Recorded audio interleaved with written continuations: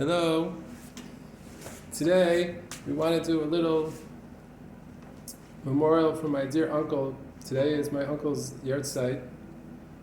My uncle Asher Yitzhak Namenson, Asher Yitzhak ben Moshe Dov of Mindel, Zikronov Libracha. He passed away on today, the 21st of Av, in 5776. Today is 5784, so 8 years ago, and he was a very precious person and a person that influenced me in my life a lot, and until today influenced me a lot in many ways. And so we just want to say a few divrei Torah, also talk about him a little bit. And I thank my dear wife Shoshana for joining me here. She's my silent partner in this film. She's not in the video, but she's here giving me moral support. Thank you, Shoshana. And we're here in Charish, Israel, during the summer here of August of 5784, 2024.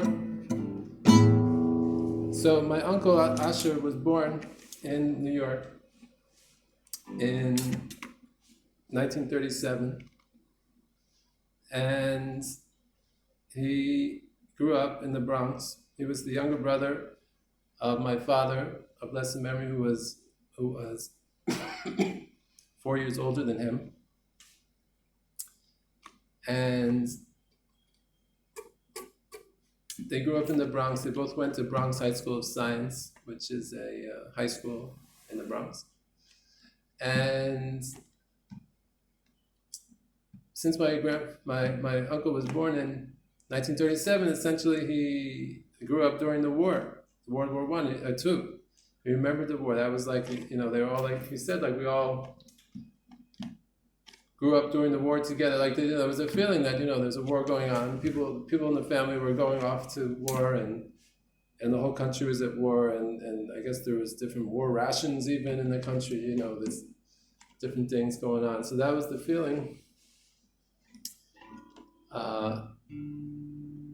My uncle spoke French. His initial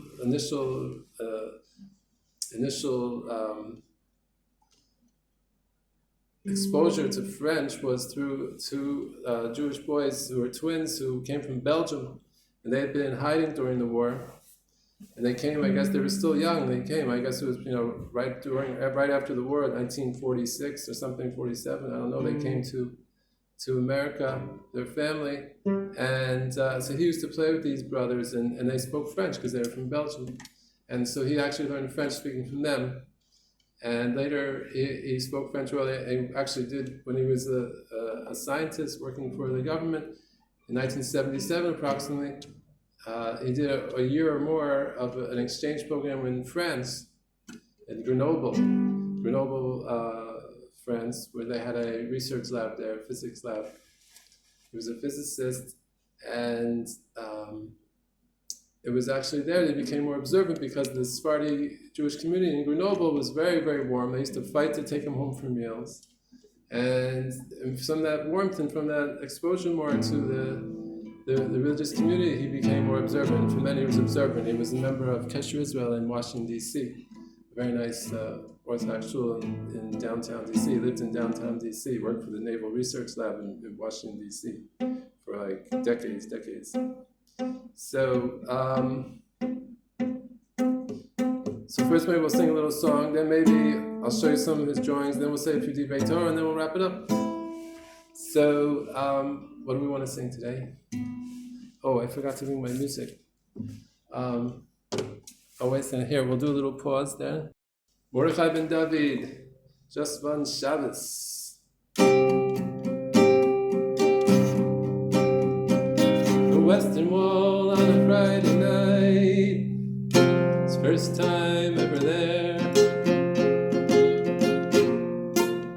Strapped into his knapsack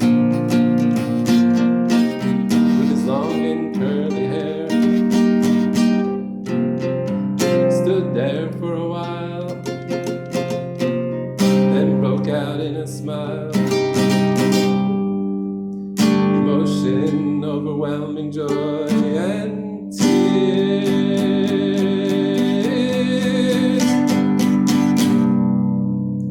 The men were dancing there, their hearts so full of love. They sang such happy tunes, thank the one above for showing them the way, for giving them the day.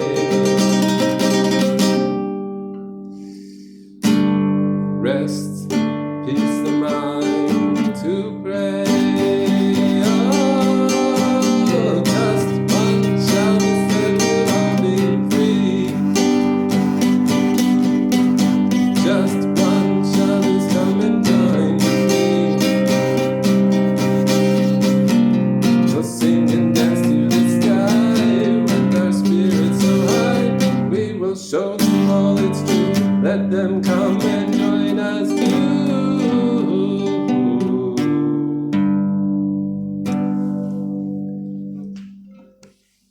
Yes, just one Shabbos.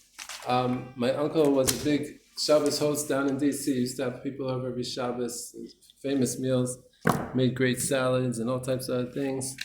And everyone was welcome. Everyone made feel welcome. It's amazing. I met the people down there he was friends with, just very wide variety of people. Not everyone's so, completely observant or all types, and many people loved him. And he loved many people there. My grandma, blessed memory, would say that if my uncle hadn't succeeded as a scientist, he could have been an artist, because he taught himself to be an artist, among other things. He also played piano like my grandma, and the flute. And I just have here some of the many thousands of drawings that we have from him. Even when he got sick in the end, when he had frontal lobe dementia, he still maintained to a long time his ability to draw and also to do music. It was an amazing thing. He drew a lot. Like for example, here's some drawings that he did when he was already very much with dementia. This is a picture they did of my friend Hanan, the gardener. From a picture I sent him, holding these different plant cutters, and it says, "Oh, to my friend Hanoch and to his friend Hanan, the Jerusalem gardener and fishman. He has a great outfit. I also see him wearing tzitzits. Yofi, a big gesund. Be well." And this is a picture of Rav Kook he drew from a picture I sent him of Rav Kook from his early days. Here's some other political. He also used to make political caricatures. Here's our current Prime Minister, Bibi Netanyahu. Here's Bill Clinton. Here's a Barack Obama. He has better Barack Obamas, but I didn't find any right now, or I didn't take the time to find them. Here's something. Also, when he was sick, he says, "Putin with hidden weapon. No, it's only challah bread." So this is Putin. He spelled it like Putain, but I guess this was getting confused with the French Putain from World War II or something. But it does look like Putin. You see. I think this is Hillary Clinton. Here's a great man, Menachem Begin, blessed memory. In any case, he was very gifted like that. All right, now we'll share a few words on the Parsha. This is Parshat Re'eh. It is like the third or fourth Parsha in the book of Devarim. In the book of Devarim of Zev Chaim Lifshitz, of blessed memory, he says that the book of Devarim is Moshe Rabbeinu speaking to Am Yisrael in a very personal way and explaining to them how they're going to be able to work things out, hopefully, in the land of Israel, because it's not so simple to be in the land of Israel. I mean, just last night we had an attack by Hezbollah, but they tried shooting all types of weapons, but that's only the external part. There's actually an internal part that's even more difficult about being in Eretz Yisrael, and that is that when you set up a country, so then you're making like what Lifshitz calls a marechet, a system. And there's always a conflict between the system and the individual. One tends to negate the other. One tends to get swallowed by the other. In any system, that can happen. And so Moshe Rabbeinu is explaining that to him, and how they, and all of Sefer Devarim, Lifshitz says, is advice from Moshe Rabbeinu, personal advice, like this week's Parshat Re'eh, talks in the personal Re'eh, like talking to an individual. See how you can balance these different things. And also the amazing thing, Rav Lifshitz says, one of the best explanations I heard for the oft-asked question about Avram Avinu. It says in Bereshis that when the covenant between the pieces, the Brit Bein Bitarim, when Hashem makes a covenant with Avram and he tells him about the land and everything, he says, I'll give this land to your children, the land of Canaan. So Avram says,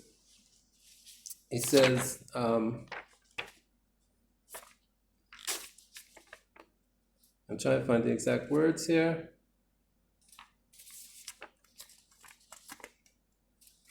How will I know? How will I know to Arishena? How will I know that I will V'ma'ida ki Arishena? And what will I know that I will inherit it? And all the commentators say, how could he ask? How will I know that? Hashem just told you you're going to inherit it. Why do you ask? You're the big believer. How could you say V'ma'ida Arishena? So let's just explain that the reason Abraham was concerned, and basically he was asking for extra. He knew that Hashem was always involved in all the things we do, but he was asking for extra special intervention in this matter.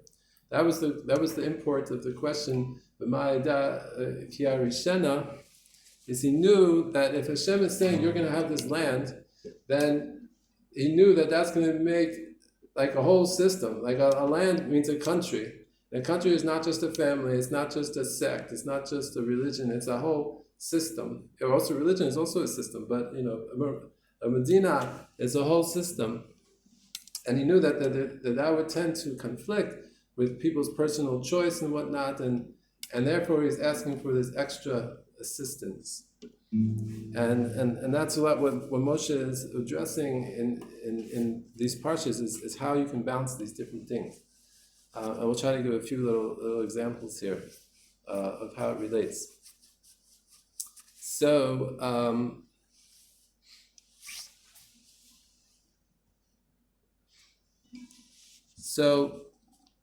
another interesting thing related, not exactly completely to the system question, but is also the curses. The curses in the beginning of this week's parsha. It says, Re'eh, I set for you today the blessing and the curse.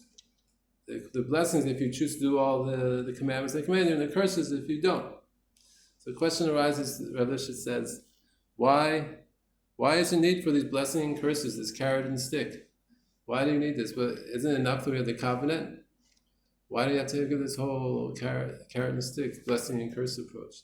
So Rav Lifshitz explains that it is necessary because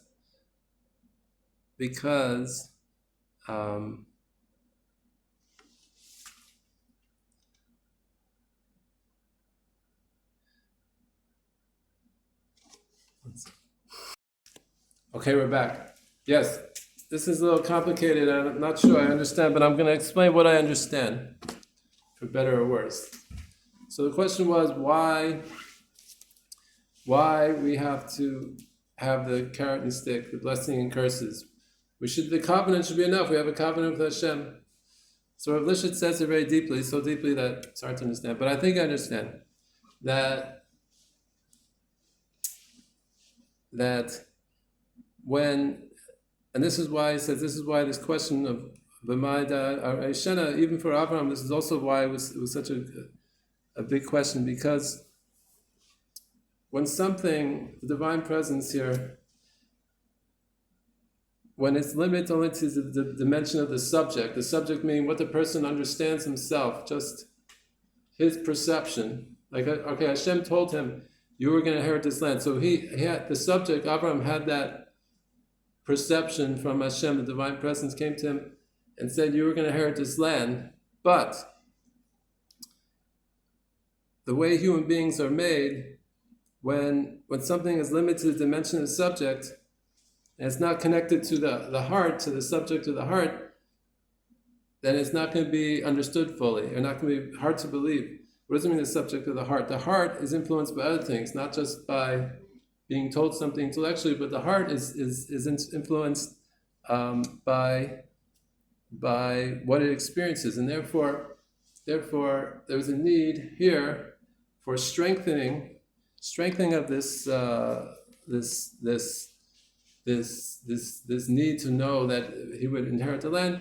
And also in our case of the Brit, the Brit's not enough. Why we also need the blessing and curses is because there's a need to strengthen from the formal side of the patriarchal power dimension, right? There's a kochaniyut, there's Hashem shows his power, and then we understand.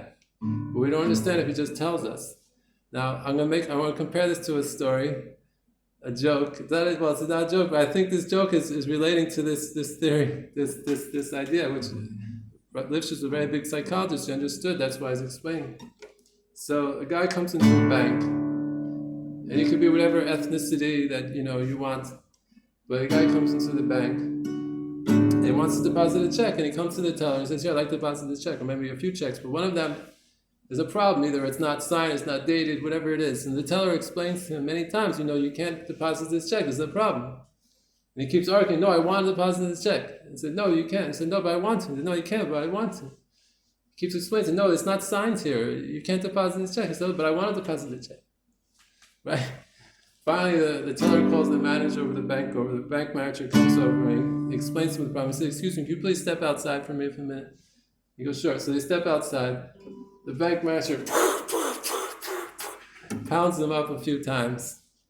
Okay, it's either and then the next day, the guy comes back with some other checks, and he's depositing that, and he doesn't try to deposit that check anymore. So the teller's a little curious, and she says, "Tell me, and I did explain to you, I did tell you that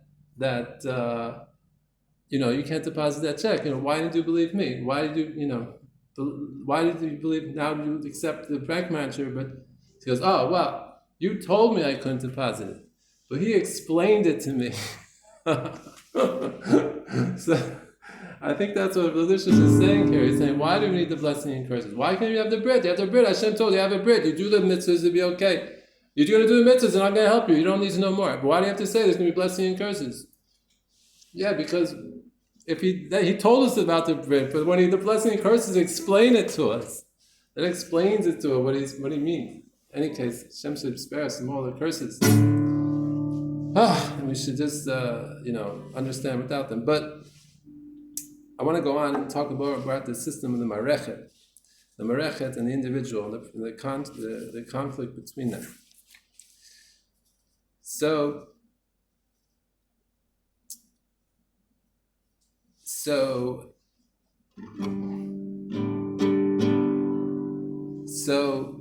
there are heavy demands made upon us by Hashem.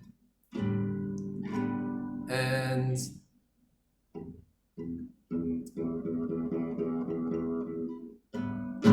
one second, I have to pause it. All right, we're back. You're off the wall with Chanoch. Now, as we were saying, there's this conflict between the system and the individual. Now, in fact, the whole Torah itself is a system. It's a system that can really overwhelm us. This is part of the challenge. That's why we have Sefer Devarim. You have to be a religious Jew, you have to keep all these rules. So where's the individual? Where's the individual choice? There's a lot of heavy demands, and if you submit to all these demands, there's a danger of you're likely to erase your to be, your liyot. It's the conflict between the liyot and la'asot, to do or to be. Most of the time it depends, but in general, we're in doing mode. We're not in being mode. Being is our personal self, our real self, our original self, our original being. And it's a danger if you're just always in la'asot, so you won't be in the yot. And this is also what Abraham was asking for. He said, "Can you give us personal help?" Because he knew that it's going to. If we have all these rules, we have to go in this country, and we're going to have all these rules that it's going to erase our personal being. So he says, "Will you give us an extra help?" And Hashem said, "Yes." And what is it? What's the hint where it says Hashem said this? It is "V'amin ba'Hashem." This is in Bereshit. Back there also a bit the comment between the parts. It says V'yamin b'Hashem, and he believed in Hashem. Abraham believed in Hashem. V'yachashev lo tzedakah, and Hashem considered him as his righteousness. This is a hint in this pasuk as to how it's possible to ma'amin, if we ma'amin b'Hashem, if we do the mitzvahs, so we won't get trapped in the marechet vortex, let's call it, but rather we can break out. How here there's a hint that for the mitzvah tzedakah is an example of how the mitzvahs themselves will help us break out of the marechet. For example, tzedakah. So tzedakah in itself, giving money, giving something to someone who needs it more than you, is in itself against our nature, because we're in a certain marechet of working, which is good and holy. Work is holy, and we should work. But work itself and all the economy and all those things becomes a marechet.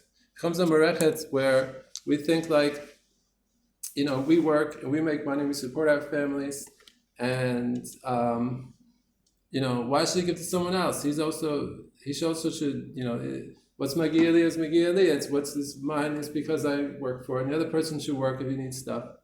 Okay, he can't work, or if he can't work, then that's what we have to realize. Okay, that maybe he can't work, or he's working as much as he can. But by just that, the fact that we give tzedakah to someone else, we break out of that. We break out of that marechet, the marechet that we're in. We're almost trapped in it. That's what I'm saying. The individual gets trapped in the marechet, as it were. You understand a little bit when I'm. I'm not explaining it as clear as possible, but I'll do my best. That when we give tzedakah, so he breaks his subjugation to the system of family and money as economy, as economic system. We rise above it, so to speak, and that's when there's a pasuk that appears in this week's Parshat, with regard to the Ir Nidachas, the condemned city, which we'll see in Parshat Re'eh, V'yitenecha rachum v'yirichamecha, and Hashem says, "I will give you mercy and have mercy upon you." And Rav Lifshitz interprets this to mean that I will give you special help from heaven to return to the liyot, to return to the B mode. Also Shabbat, when we do Shabbat, it also helps us break from this mode. It also helps us return to B mode. That's also a similar example. But the tzedakah can help you attain to that mercy. The mercy is sent. What is mercy? Is when we are able to be ourselves, our true selves. We don't lose our individual personality. That's the mercy according to Rav Lifshitz. Okay, and that's the mitzvah itself. For tzedakah, for example, will do that. It's interesting. And the mitzvah also defines, because you could give too much, you can give away too much, and that would be irresponsible and hefker. But the halacha says that for someone who has a normal amount of money, not a tremendous amount of money, but a normal amount of money, they should give 10%. Those of Parsha Ray talks about the maaser, but they should give 10% of their things to the poor and whatnot. But they shouldn't give more than 20%, chomesh.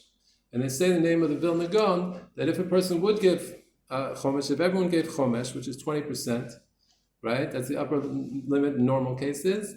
So, because you don't want to be irresponsible, you don't want to give all your money, like the guy gave all his money to the Republican Party in the time of Ronald Reagan, and Ronald Reagan said, "Thank you for your donations to the Republican Party." But the Gemara says that in that case, then that would apply what also appears in this parsha, Efes liyedecha evyon. Efes lo yedecha evyon. And there won't be among you any poor. Because then if everyone's actually getting chomesh, then that would be the full even though it also says in the Parshat that there won't be there will always be poor among the people. It says that later in Pasuk 11, but I guess the explanation is that it's unlikely everyone's going to give Chumash. But according to the Gra, that if everyone did good Chumash, then we would really be zochet to that thing. That everyone would be breaking out of the Merechet to such a strong extent that there wouldn't be poor people anymore. And maybe one more example, just related to my uncle. Also, Rav Lipschitz says that often there are things that tend to make us be merechets that swallow people up and drown out any like individual originality in our to be, our original selves. And one of them he says is scientific research. Scientific research is like often he says about medicine, modern medicine. Also, it says it treats the machala, it treats the illness, it doesn't treat the sick person itself. It's looking at the illness, it's not looking at the individual person, which is he doesn't think is good. But also, he says that scientific research could tend to do that. And my uncle was involved in a lot of scientific research, but I think he maintained his originality very much. And part of that is because he also said he was involved in studying chaos theory and what different things, and things in the lab don't go according to the laws of physics. And he had this very humble approach. He said, that we don't know everything. We don't know why everything works. And so even when he was researching, I felt that his originality was maintained. In fact, he wrote a very interesting paper which was published in the Biblical Archaeological Review magazine many years ago, where he analyzed, because he was a big analyzing of statistics, who analyzed the census in one of the census given in the Torah for the tribes of Israel, and he had come up with some formulas to describe how population distribution according to normal places, when it wasn't affected by unusual political things like it was in France in the time of Napoleon and stuff. And so he applied his formulas to the numbers there, and it showed that there were like actual numbers that they would correspond to what would be expected of a normal distribution of things. So that was also a fascinating thing.